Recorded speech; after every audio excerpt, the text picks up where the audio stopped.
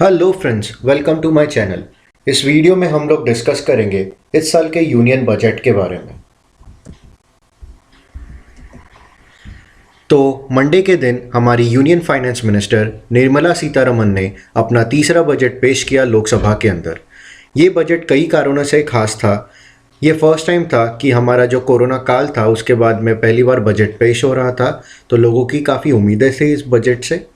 Second चीज़ है कि हर साल की तरह ये इस साल का जो बजट था वो पेपर के ऊपर प्रिंट नहीं हुआ था, और निर्मला सीतारमन जी ने, जैसे कि आप देख सकते हैं राइट हैंड साइड में, एक लाल कलर के बैग के अंदर एक मेड इन इंडिया टैब लेके आए थे, और उसी के थ्रू फर्स्ट टाइम डिजिटली ये बजट पेश हुआ। जैसे ही फाइनेंस मिनिस्टर ने अपना स्पीच शुरू किया तो उन्होंने बताया कि जो इस साल का जो बजट है वो प्रपोज हुआ है 6 पिलर्स के ऊपर, जो मैंने यहाँ पर लेफ्ट साइड में मेंशन किए हैं, जिसके अंदर health and wellbeing, R&D, innovation, minimum government and maximum governance, ये सब चीज़ें हैं। नेक्स्ट हम समझते हैं कि कौन सी चीज़ें इस बजट के बाद में चीप हुई है, मतलब सस्ती हुई है, और कौन सी चीज़ें महंगी हो गई है। तो यहाँ पर जो सस्ती हुई है उन चीज़ों के अंदर gold and silver, insurance, iron and steel, nylon clothes, copper items, कुछ एग्रीकल्चर इक्विपमेंट्स, ये सब चीज़ें सस्ती हो गई है। जो चीज़ें महंगी हुई है उनके अंदर है mobile phones, chargers, power bank, solar inverters, या इंपोर्टेड जेमस्टोन्स, या इंपोर्टेड ऑटो पार्ट्स, ये सब चीज़ें महंगी हो गई है।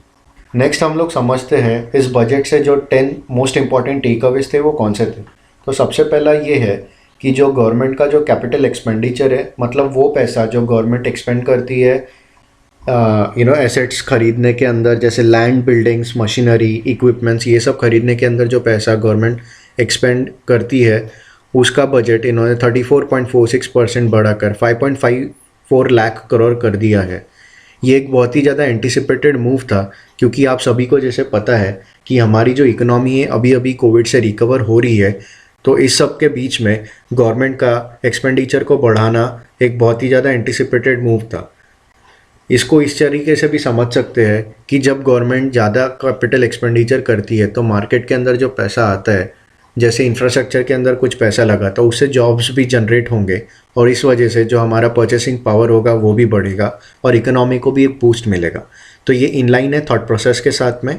सेकंड है, यहाँ पर जो हमारे टैक्स स्लैब्स है उसके अंदर कोई चेंज नहीं हुआ है। सभी आम आदमी के लिए जो पिछला साल था, कोरोना काल था, वो एक बहुत ही टफ ईयर था। तो यहाँ पर शायद कुछ लोग सोच रहे थे कि टैक्स स्लैब के अंदर कोई चेंजेस होंगे, बट यहाँ पर कोई भी चेंजेस नहीं हुए हैं। ना टैक्स स्लैब घटा है ना बढ़ा है। सिर्फ एक जो बड़ा चेंज आया है वो है सीनियर सिटीजन्स जिनकी एज 75 ईयर से ऊपर है। ये वो लोग होंगे जिनके पास में जो सोल सोर्स ऑफ इनकम है वो उनका पेंशन है और साथ ही में इंटरेस्ट है।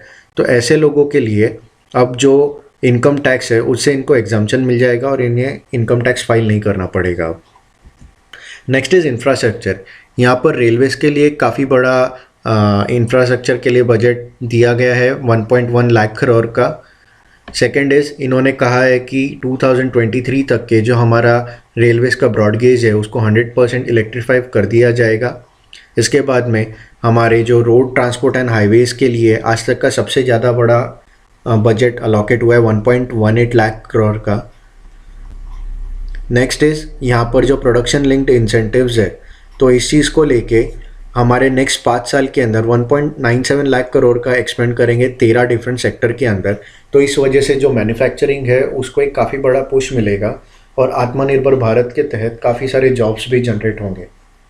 इसके बाद में इंफ्रास्ट्रक्चर के अंदर इन्होंने मेगा इन्वेस्टमेंट टेक्सटाइल पार्क्स, जिसको ये मित्रा स्कीम भी बोलते हैं, उसके तहत इन्होंने 7 टेक्सटाइल पार्क्स को इस्टेब्लिश करने का निर्णय लिया है। तो इस वजह से भी यहाँ पर जॉब्स क्रिएट होएंगे, ऐसी संभावना है।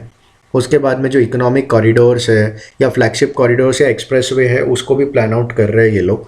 जैसे जो एग्जिस्टिंग एक्सप्रेसवेज है, जैसे दिल्ली मुंबई एक्सप्रेसवे, इसके जो बचे हुए काम है उसका भी ऑप्शन आउट जल्दी हो जाएगा। और जो नए नेशनल हाईवेज बनने हैं, जैसे वेस्ट बंगाल के अंदर या असम के अंदर या तमिलनाडु के अंदर, तो इन सब कॉरिडोर्स के लिए भी इंफ्रास्ट्रक्चर के अंदर काफ़ी सारा बजट एलोकेट हुआ है।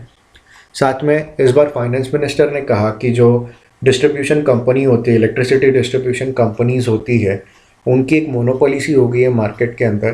तो यहाँ पर ये जो ऑल्टरनेटिव्स देना चाहते हैं कंज्यूमर्स को, ताकि वो चूज़ कर सके कि उसे कौन सा डिस्ट्रीब्यूशन कंपनी के तहत फ़ायदा उठाने हैं।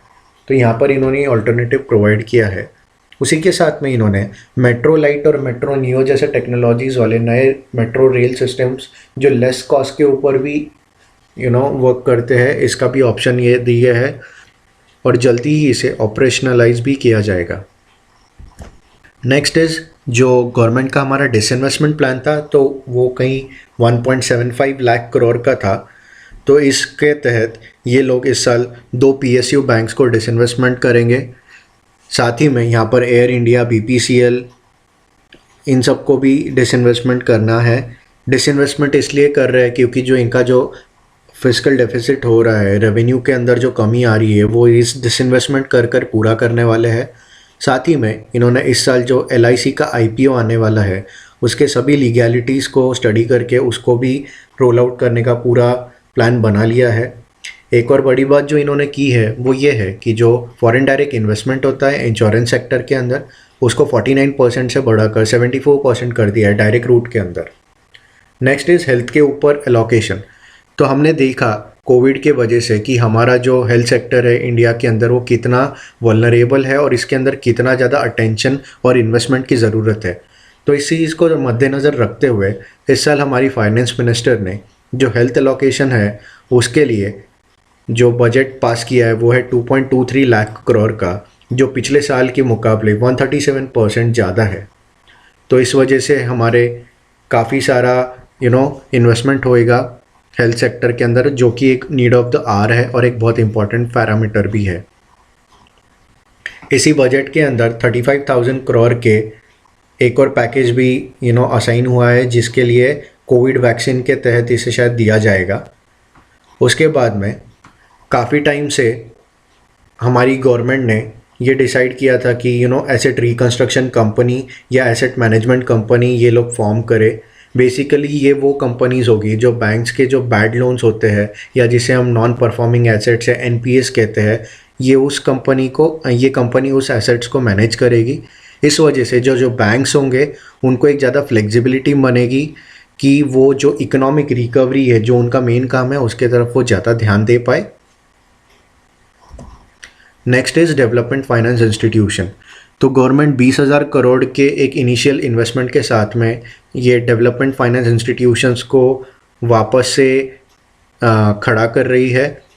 बेसिकली ये वो इंस्टीट्यूशन है जो हमारे जो लॉन्ग टर्म प्रोजेक्ट्स होते हैं उसके लिए इंफ्रास्ट्रक्चर फाइनेंसिंग करेगा, उसके लिए एक प्रोवाइडर, एनेबलर और एक कैटलिस्ट के जैसा एक्ट करेगा।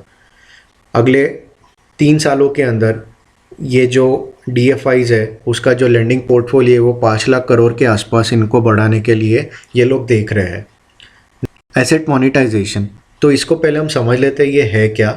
तो बेसिकली गवर्नमेंट जब कोई पब्लिक एसेट के अंदर इन्वेस्टमेंट करती है, तो अगर वो एसेट जो है वो अंडर यूटिलाइज हो जाता है, मतलब अगर उसकी एक्चुअल जो यूटिलिटी है टोटल, अगर वो 500 करोड़ का अगर आपको रेवेन्यू प्रोड्यूस करके दे सकता है और अगर वो 50 करोड़ के ऊपर ही अगर यहाँ पर ऑपरेट हो रहा है, तो ये अंडर यूटिलाइज्ड है।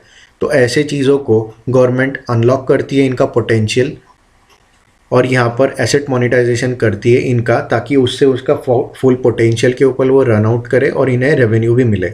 इसके तहत गवर्नमेंट किसी चीज़ को सेल आउट नहीं करती है, बस इसे अगले को यूज़ करने को देती है। तो इस वजह से इनके लिए रेवेन्यू भी जनरेट होता है। तो इसके लिए नेशनल मोनेटाइजेशन पाइपलाइन ये लोग लॉन्च कर रहे हैं। इसके अंदर ये लोग रेलवेज़, एयरपोर्ट्स या जो डेडिकेटेड फ्रेट कॉरिडोर्स होते हैं या स्पोर्ट्स स्टेडियम, इन सबको एसेट मोनेटाइज करेगी। नेक्स्ट इज़ जो हमारा फिस्कल डेफिसिट था, तो वो पिछले साल की तुलना में 6.8% ऑफ GDP पे एस्टिमेट हुआ है। पिछले साल ये 9.5% था।